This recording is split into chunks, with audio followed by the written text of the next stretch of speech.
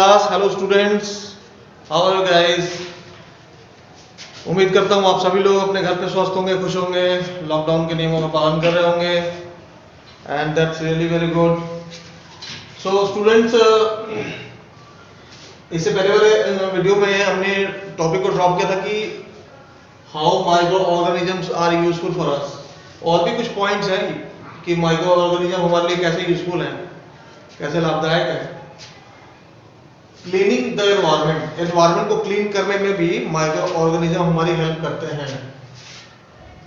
Micro organisms decompose and organic decompose that organic waste of plants and animals. Microorganism क्या करते हैं कि जो प्लांट्स और एनिमल के जो बचे हुए या जो सड़ जाते हैं, मिट्टी में दब जाते हैं, उसको डिकम्पोज कर देते हैं, मिट्टी में ही उसको खत्म कर देते हैं, डिकम्पोज कर देते हैं, मिला देते हैं। By converting them into harmless simple substance, उनको ब्रेक डाउन करके और हार्मलेस सब्सटेंस में कन्वर्ट कर देते हैं, मतलब वो सब्सटेंस जिससे कोई हार्म नहीं है, कोई हानि नहीं पहुंचता, उसमें तब्दील कर देते हैं, उसमें कन्वर्ट कर देते हैं। कुछ माइक्रो ऑर्गेनिज्म ऐसे हैं। तो जब ऐसा होगा, प्लांट्स और एनिमल्स जो हमारे लैंड पे, हमारे पृथ्वी पे अगर वैसे मर गए हैं या प्लांट्स कट के गिर गए हैं, जंगल पेड़ पौधे झाड़, तो कुछ माइक्रो ऑर्गेनिज्म उनको मिट्टी में ही सिंपल हार्मलेस सब्सटेंस में कन्वर्ट कर देते हैं और वो मिट्टी में ही उनकी खपत हो जाती है। इस तरीके से हमारा एनवायरनमेंट क्लीन करने में ये हेल्प करते हैं। उसके बाद इंक्रीजिंग सॉइल फर्टिलिटी, मिट्टी की उर्वरकता, मिट्टी की फर्टिलिटी बढ़ाने में भी माइक्रो ऑर्गेनिज्म हमारी हेल्प करते हैं। After harvesting, when root decompose, the nitrates present in the root mixed with soil and enrich it with nitrogenous compound. After harvesting, harvesting मतलब फसल की कटाई हो जाती है, फसल की कटाई के बाद जो उनके रूट्स होते हैं, रूट्स जो जड़ें होती हैं, फसल की जो जड़ें होती हैं, वो डिकम्पोज हो जाती हैं, वो मिट्टी में मिल जाती हैं, डिकम्पोज हो जाती हैं। और फिर होता क्या है, the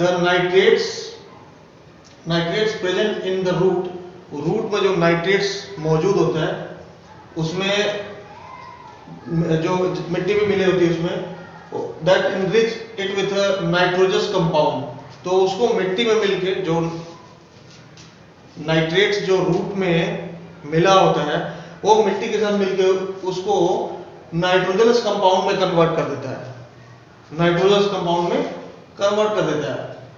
hence increase the soil fertility, जिससे मिट्टी की उर्वरकता, मिट्टी की फर्टिलिटी बढ़ जाती है। रूट्स में जो भी नाइट्रोजनस कंपाउंड होता है, वो मिट्टी के साथ मिलके उसको नाइट्रोजनस कंपाउंड में कन्वर्ट करता है, जिसकी वजह से मिट्टी की फर्टिलिटी, मिट्टी की उर्वरकता बढ़ जाती है। तो यहाँ पे माइक्रो ऑर्गेनिज्म मिट्टी की उर्वरकता या सॉइल फर्टिलिटी को बढ़ाने में भी हेल्प करते हैं। सो स्टूडेंट, अभी तक हमने ये दो पॉइंट, इससे पहले के जो भी पॉइंट्स हमने डिस्कस किए थे, बैक्टीरिया, वायरसेस, वैक्सीन वगैरह जो भी था, वो सारे कहीं ना कहीं यूजफुल माइक्रो ऑर्गेनिज्म थे। अभी यहाँ से हमारा टॉपिक शुरू होता है हार्मफुल माइक्रो ऑर्गेनिज्म। अब माइक्रो ऑर्गेनिज्म कुछ ऐसे होते हैं जो हार्मफुल भी होते हैं, जो हानिकारक भी होते हैं। तो some of microorganisms cause disease in human beings, plants and animals, such as disease causing कुछ डिजीज कॉजिंग माइक्रो ऑर्गेनिज्म है। डिजीज कॉजिंग, मैंने कल ही बताया था कि ये एक ही वर्ड है, डिजीज कॉजिंग माइक्रो ऑर्गेनिज्म। एक ही वर्ड में इसका सेंस बनता है कि रोग उत्पन्न करने वाले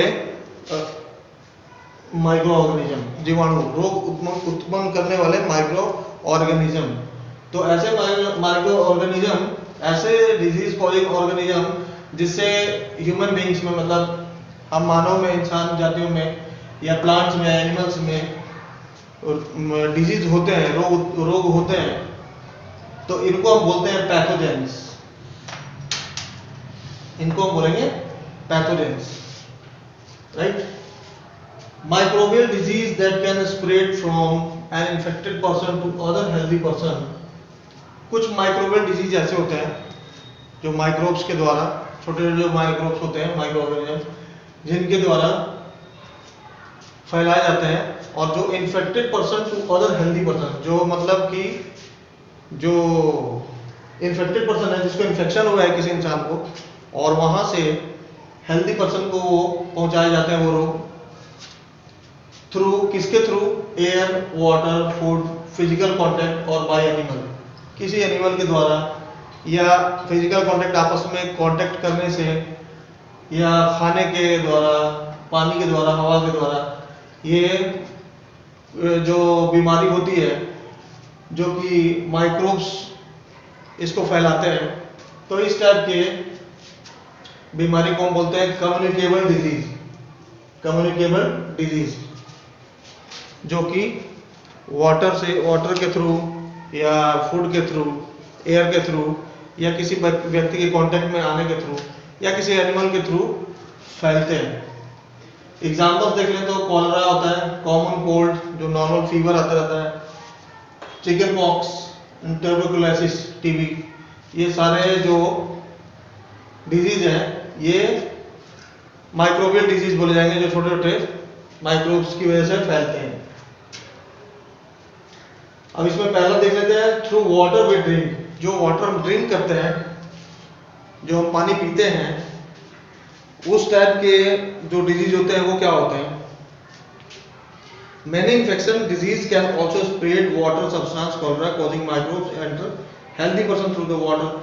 कॉलरा जो रोग होता है, तो पानी हम पी रहे हैं, नॉर्मल पानी पी रहे हैं, बट उसमें माइक्रोब्स अगर एंटर कर गए, जो डिजीज कॉजिंग माइक्रोब्स हैं, तो वो पानी दूषित हो गया, वो पानी पॉल्यूटेड हो गया, वो पीने के बाद बिल्कुल श्योरली हम बीमार पड़ेंगे और हमारे को प्रॉब्लम होगी।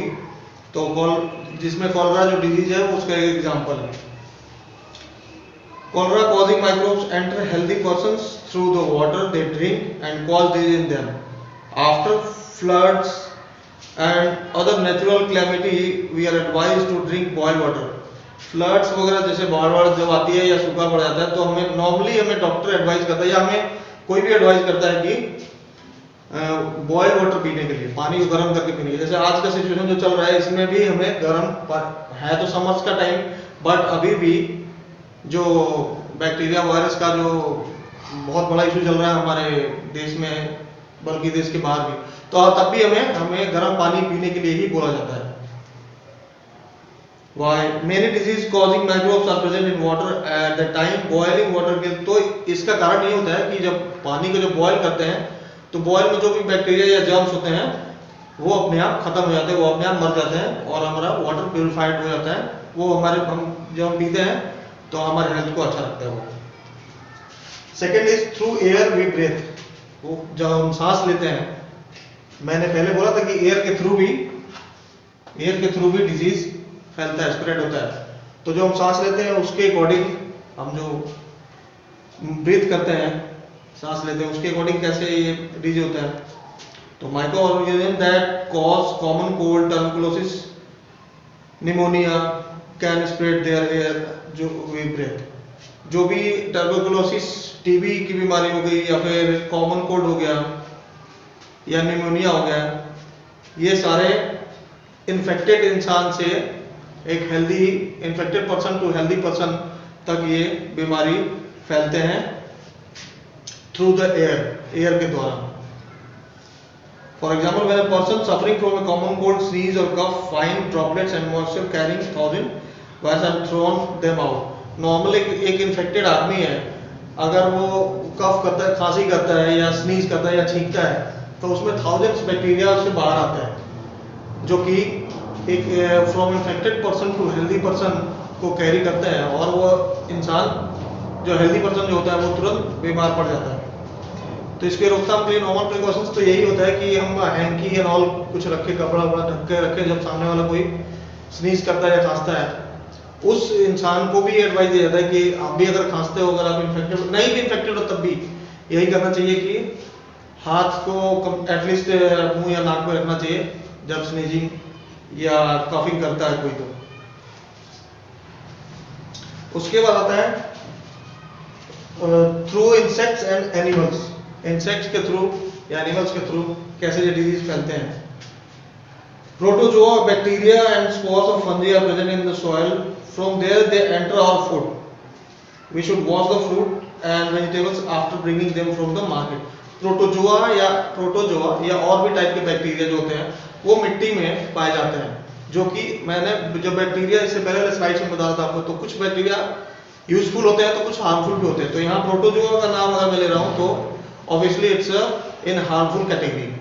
तो ये जो मिट्टी में पाए जाते हैं, मिट्टी से जैसे फ्रूट्स या ग्रेन्स, अनाज या सब्जियां जो उगाई जाती है वो मार्केट में आती है। मार्केट में आने के बाद वो फर्स्ट स्टेप ये होता है वॉशिंग का। वो किस तरीके से करते हैं वो हम देखने नहीं जाते, बट हमारा ये फर्स्ट एंड फॉरमोस्ट रेस्पॉन्सिबिलिटी यही बनता है कि हम घर पे लाके उसको गर्म पानी से उसको वॉश करें। आज के डेट में तो बिल्कुल ही करना है, नॉर्मली भी करना होता है हमें, जिसकी वजह से हमें फूड के थ्रू ये डिजीज ना फैल सके। Through insects and animals, there are some insects and animals which act and carries on disease-causing microbes. These animals or insects are called vectors. कुछ एनिमल्स ऐसे होते हैं जो इंसेक्ट्स होते हैं जिनको हम वेक्टर्स बोलते हैं। Vectors carry the disease causing microbes. ये डिजीज कॉजिंग माइक्रोब्स कैरी करते हैं। डिजीज कॉजिंग माइक्रोब्स कितनी बार हम देख चुके हैं, वही होते हैं जो रोग कैरी करते हैं, डिजीज को कैरी करते हैं। From an infected person to healthy person and cause disease. ये जो इंसेक्ट्स होते हैं, जैसे मच्छर की अगर हम बात करें, मॉस्किटोज की या कॉकरोचेस की बात करें, हाउस फ्लाई, घर में जो मक्खियां होती है, ये सारे एनिमल्स में होते हैं, but animals category insects that call vectors. तो इन सबको वेक्टर्स बोल सकते हैं, कॉकरोच को, हाउस फ्लाई को या मॉस्किटो को। ये सारे डिजीज कॉजिंग माइक्रोब्स कहलाएंगे जो कि डिजीज को कैरी करते हैं from infected person to healthy person. अब इसमें अगर कॉकरोच का एग्जांपल लें तो कॉकरोच से बहुत टाइप के जो डिजीज होते हैं, जैसे कॉलरा होता है, टाइफाइड होता है, ये सारे जो बीमारी होती है वो कॉकरोच से फैलाए हुए बीमारियां हैं। हाउस फ्लाई, जो घर में मक्खियां जो होती हैं, बिल्कुल नहीं बैठने देना चाहिए, वो बिल्कुल ही हमें वहां पे क्लीनिंग रखनी चाहिए। House fly is perhaps the most dangerous disease carrier. ये बहुत ही ज्यादा देखा जाए तो डेंजरस होती है डिजीज कैरियर इंसेक्ट्स में। ये सबसे ज्यादा डिजीज इसी से होने का खतरा रहता है हमें। It carries the disease causing microbes on it's legs and mouth. ये रोग को, ये डिजीज को अपने मुंह पे या अपने लेग्स पे लेके कैरी करती, ढोती है अपने मुंह के द्वारा, चाहे अपने लेग के द्वारा, अपने पैरों के द्वारा। और वहां से जैसे कि किसी वेस्टेज पे बैठी हुई है अगर मक्खी, या ओपन फूड पे बैठी हुई है, गंदी चीजों पे बैठी हुई है, वहां से ये डिजीज कैरी करके और हमारा जो फ्रेश खाना है, फ्रेश फूड है, वहां पे आके बैठती है या हमारे बॉडीज में आके बैठती है, तो कहीं ना कहीं हमें इन्फेक्ट करती ही है। तो ये जो हाउस फ्लाई है, ये इसको बोला गया है कि the most dangerous disease carrier, right. इसके बाद से एडिस मॉस्किटोज की भी बात करेंगे हम, जब वेक्टर्स की बात हो रही है तो। इसमें Aedes mosquitoes act as carrier of dengue virus. Dengue जो होता है मच्छरों की वजह से, उसमें जो कैटेगरी आता है मच्छरों का, उसको बोलते हैं हम एडिस मॉस्किटो। ये एडिस मॉस्किटो ही होते हैं जिनकी वजह से डेंगू वायरस फैलता है। Female Anopheles mosquito. Female Anopheles mosquito क्या करती है, जो मादा मच्छर जो होती है, it sucks the blood of human beings and in doing so it also transmit plasmodium protozoa, जो मैंने अभी बताया कि बैक्टीरिया होता है, harmful bacteria, plasmodium into human blood। ये ब्लड को सक्स करती है एनाफिल मॉस्किटो, और उसमें ट्रांसमिट करती है, उसमें भेजती है किसको, प्रोटोजोआ नाम के एक बैक्टीरिया को, जो प्लाज्मोडियम कैटेगरी में फॉल करता है।